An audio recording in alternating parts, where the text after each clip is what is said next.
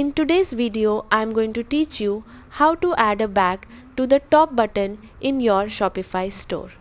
This feature helps visitors quickly scroll back to the top of your website and improves the overall user experience. So let's get started. First, log into your Shopify admin dashboard and click on Online Store from the left sidebar. Next, go to your active theme and click on the three dots beside it. From the drop-down menu, select Edit Code. Inside the code editor, look for the Snippets folder on the left side and click Add a new snippet. Name the snippet Back to Top and create it.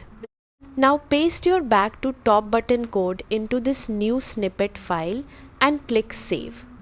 After that, open the theme, our liquid file from the layout section. Scroll down near the bottom of the file and paste the render code for your new snippet just above the closing body tag. Once everything is added, click Save again. Now exit the code editor and view your store. Scroll down the page and you should now see a Back to the Top button appear, allowing visitors to quickly return to the top of your website with one click. And that's it.